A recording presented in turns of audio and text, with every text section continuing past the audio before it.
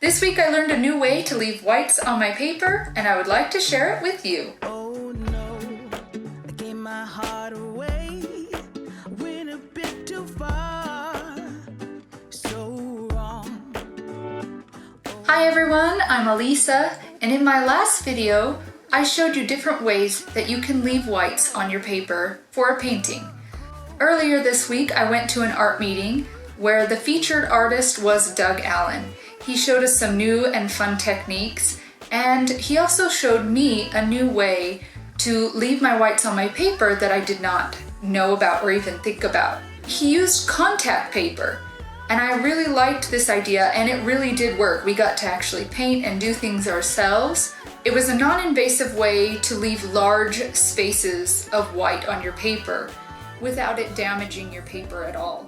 You can find contact paper at places like Walmart, Target, Hobby Lobby, and they're fairly inexpensive and you get a really big roll, so it'll last you a long time.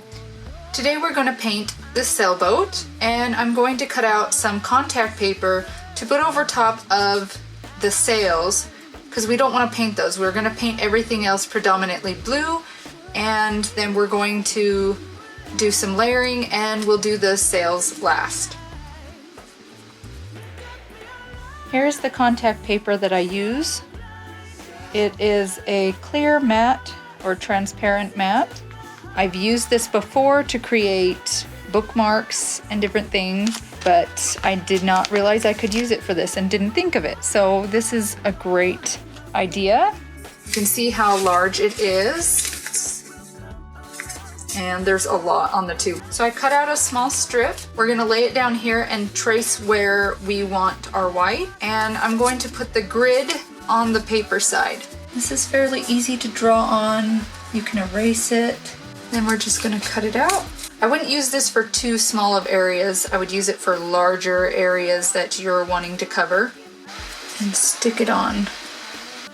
It does become more difficult to cut out the shapes if they're smaller. For the sky, we're gonna create our gradated wash. I'll link the video card to that above. I'm gonna use cobalt blue.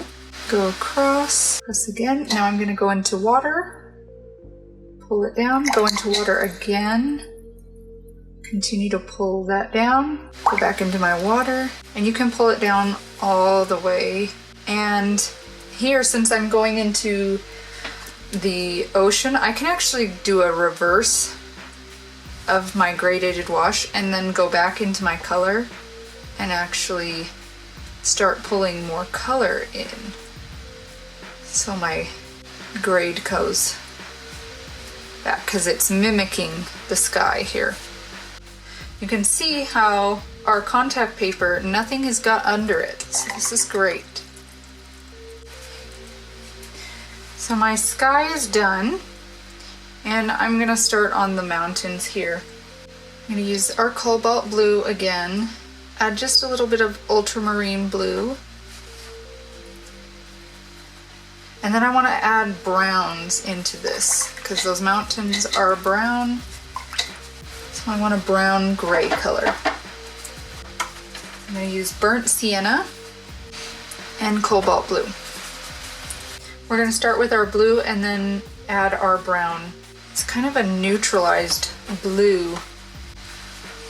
I added a little bit of my alizarin crimson and my Payne's gray to my blue because I didn't want it super bright blue. It is in the background and I just didn't want to add too bright of a blue.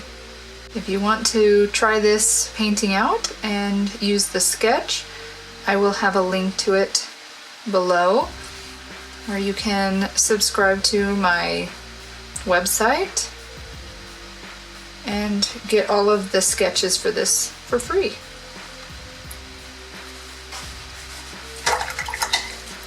Now I'm going to go into my brown and touch that and pull the rest of that blue down with it. I'm going to switch brushes here. For this area, I need a smaller brush. So I'm going to use a rigger brush. Okay. I like what it's doing there. And we're gonna go on the other side, do the same thing. Okay, you see it starting to dry, I just add some quick pigment to those areas so it doesn't dry too fast for me. Go into my brown, and I'll start pulling that down. Again, I'll go in with my rigger brush and straighten out this line. Okay, now we want to create our reflections from the mountains and the boat. And we're gonna work backwards. So we'll start with our brown, and I'm going to lighten this brown up since it is a reflection and you have more light on your water. I don't want it as dark. And I'm not going to be very precise with this. I want it to look more like a reflection. I'll go over here. It's okay if you don't completely touch against that because you have that break between the water and the actual mountains that you're going to see there. And I'm going to soften some of those. This one I want to be fairly light, and I will darken up around it because this is the white of our sail, though it won't be white. We will use our scrubbing technique and scrub out a little bit of that blue of our sailboats. And you'll be able to see that much better once I've darkened up this other area. Again, we are in water, so we want to go horizontally across. And here I'm actually going to add some of our turquoise we talked about. It's more turquoise at this end. Remember, going horizontal. Careful to avoid where our lines for the sails are. Go in a little bit, not too much. I feel like I need more turquoise here, so I'm going to take a very light wash now that it's dry and add it. Now I'm going to add the detail of my boat with my rigger brush. I want a deep blue-green. I'll use ultramarine blue and our turquoise. Add my reflection. Now because I put that wash of green over, I did lose that white I pulled out, but that's okay. We can go back over and pull it out again.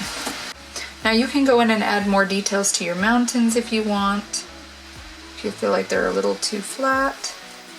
I think the last thing I will add is a little bird. Add some detail to the boat. We can now peel this off. See how nice and white that is? And we can add our details to the sails now.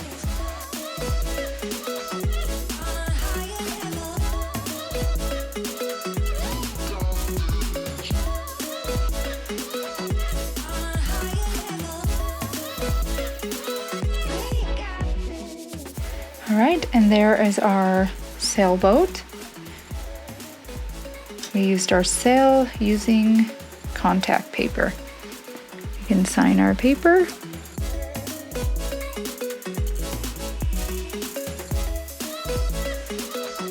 Thanks for watching. I hope you guys enjoyed this video and learned something new just like I did. Don't forget to like and subscribe and to hit that bell so you don't miss out on any new and upcoming videos. Don't forget to check out these videos up here for more tutorials and reviews, and to check out these for more speed paintings. And until next time, keep on painting!